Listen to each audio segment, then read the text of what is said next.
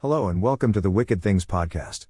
The story you are about to listen to is called Stadler House Book 1 Anna.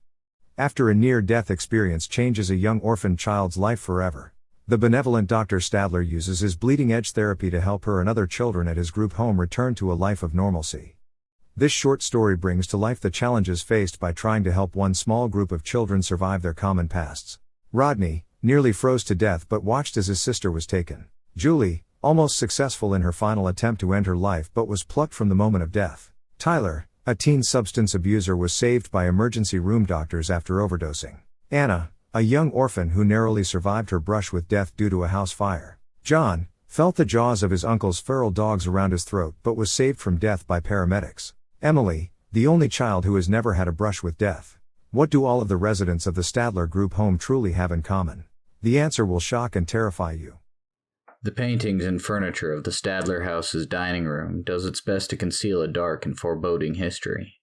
A wide, long, dark wooden dining table with place settings ready for 8 guests.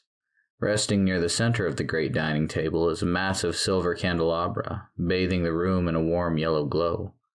A sprawling dark wood china cabinet stands tall next to an ancient German grandfather clock. The walls of the dining room hold many pictures of different sizes with images of children and teens. The room fills with the smells of old-world cooking. Maggie enters, carrying a tray filled with bratwurst, peas, and mashed potatoes. "Bangers and mash, anyone?" Maggie places the tray of sausages near the center of the table. "Yes, please." Dr. Stadler sits at the head of the dining room table.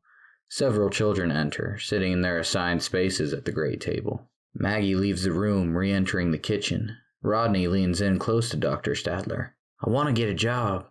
The delivery guy says they need a dishwasher." Dr. Stadler cuts him off. "We can talk about you getting a job after tomorrow's group session." Rodney turns away from Dr. Stadler with disappointment hanging heavy on his face. Rodney exhales and wears a look of contempt. "But Doc, End of discussion," Dr. Stadler demands. Rodney huffs, flops back into his chair. He turns from the doctor to sulk facing the old-world china hutch across the room from him. He mutters beneath his breath, "Asshole." Dr. Stadler uses the stainless steel tongs to remove a sausage from the top of the pile of sausages. He passes the plate to his right to Rodney. He takes a sausage and passes the plate to Tyler, the joker of the group home. Dr. Stadler scoops out a small mound of mashed potatoes and places them next to the sausage on his plate. "Ah, just like Mama used to make." Tyler plates himself a sausage and hands them to John. Rodney removes a scoop of mashed potatoes and gives them to Tyler. Dr. Stadler removes a large portion of peas and places the bowl in front of Rodney. John removes a sausage and wiggles it in front of Julie.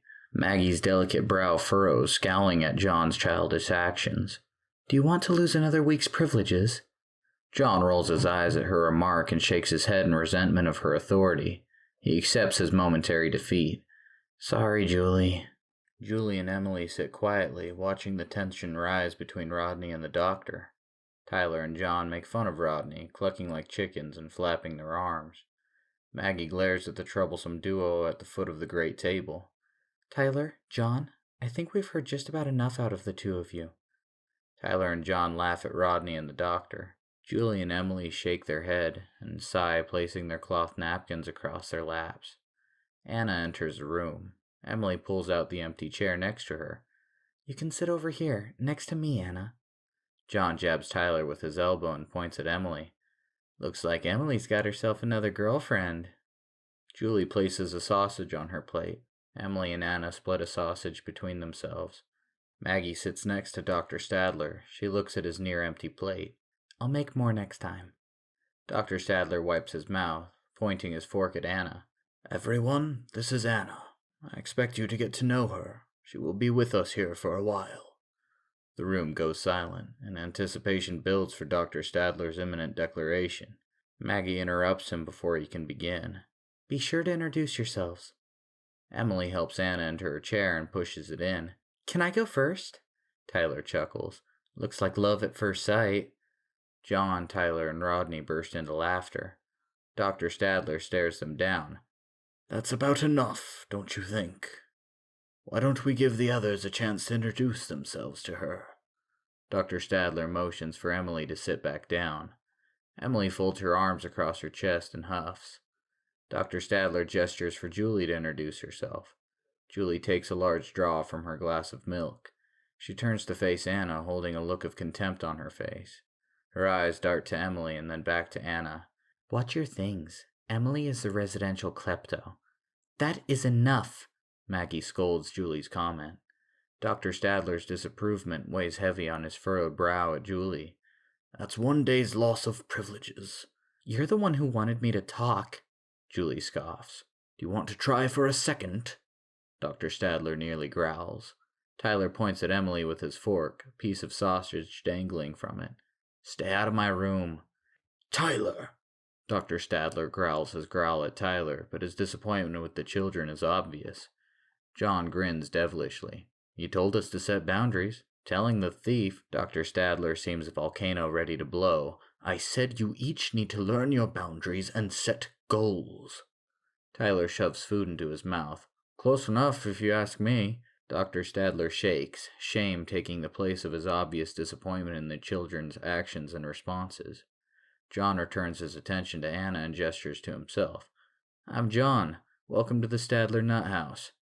Maggie bites her lips, trying not to scream at John, Tyler, and Rodney for their brazen disruptions. John sees Maggie and raises both hands in surrender. Julie waves to get Anna's attention and offers a false smile. "Julie, I'm kind of the big sister around here." Rodney offers a half-hearted smile to Anna. "Rodney, I'm the oldest of the inmates here." Dr. Stadler drops his fork onto his plate. His face turns red in response to his climaxing rage. Anna snickers at the high-strung doctor's reaction to the teenage boy's observation of his situation. Maggie leaves the table, storming into the kitchen. Dr. Stadler exhales as he gathers his utensils and napkin on his plate. The children follow suit, seeing they may have pushed him too far this time. Maggie enters the room with a stack of stapled bundles of paper. She circles the table, handing each person a page.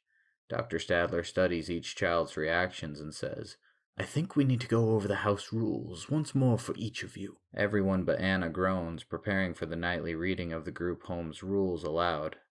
Dr. Stadler stands, clearing his throat. "I strictly enforce the rules here to keep everyone safe." Dr. Stadler stands and circles the table. He pauses next to Rodney, tapping him on the shoulder. Rodney lowers his head in submission to the words on the page. "Number 1, each day we have to attend our individual counseling sessions with Dr. Stadler." Dr. Stadler stops behind Tyler. Tyler exhales and continues the reading. "Number 2, do not insult one another as it is counterproductive to our therapy." Dr. Stadler pauses, looming behind John. John lowers his head in defeat. "Number 3, you will attend no less than one group session per week." Dr. Stadler steps next to Anna, but Maggie announces, "We will skip you tonight, but be ready for tomorrow night's reading." Dr. Stadler continues to walk, stopping next behind Emily. Emily stares at John. "Number 4, everyone, that's everyone, John, has chores and must do them. Chores help us become productive and responsible members of society." Maggie grinds her teeth, glaring at Emily. Emily shrugs, returning to her act of innocence. Julie does not wait for Dr. Stadler and jumps right into the reading. "Number 5, everyone will help new guests feel welcomed. We are a mental health family." Dr. Stadler and Maggie examine the reactions of each child. The children mumble and groan about the unfair rules. Dr. Stadler stops behind Maggie and leans onto the back of her high wooden-backed chair. Maggie looks down to the table, making sure each child is paying close attention. Maggie takes a breath. "Many of you will not like this, but we are enforcing the 72-hour lockdown as we have done with each of you upon arrival. I hope none of you made any plans as we have started the lockdown immediately." Maggie forces a smile through her growing irritation with the troubled children and their actions. "So you have the run of the grounds, but each of you will be in your rooms by 9 o'clock. The children walk from the dining room in a shambling mass. Rodney, Tyler, and John towards the game room in the garage, Julie to the living room to claim her television time, and Emily pulls Anna behind her towards their rooms. Dr. Stadler stares at the floor in disbelief of the children's actions and words. Maggie lifts his head by the chin to meet her gaze. Are you sure it will work? Yes, they are perfect, and Anna has gone deeper than any one of the others, Dr. Stadler responds. Maggie scoffs, collecting the dishes. Good, because they're really getting under my skin. We need to finish up this study of yours and move on. Maggie walks into the kitchen, dishes in hand. Everything will work out, Dr. Stadler mutters to himself, rolling himself a cigarette. He lights the cigarette with a match, taking a long drag off the cigarette, and whispers, It has to. Emily and Anna stop outside of their room. Emily opens the door and bows low, gesturing for Anna to enter the room before her. Madam? Anna enters and sits on her bed. Are dinners always that interesting? Emily laughs at Anna's naivete of the situation. No, they are normally a lot worse than that. Anna seems confused by Emily's statement. You guys hate each other that much? Emily scratches her head. Most families have their issues. We are definitely a family. Anna lays down on top of her bed. She folds her arms across her chest. Emily blurts out, I'm not a thief either. I never said you were. Who are you trying to convince, me or you? Anna asks coldly. Emily flops onto her bed and turns to face Anna. I never finished earlier. Well then, tell me about the others. With all the fighting, no one ever really said anything about themselves. Anna beams. Emily perks up and sits next to Anna on her bed. She glances around the room to ensure they are alone. Content, she leans in close to share stories and rumors with the group home's new girl. This has been the Wicked Things podcast presentation of Stadler House Book 1 Anna. Thank you for listening. And come back real soon.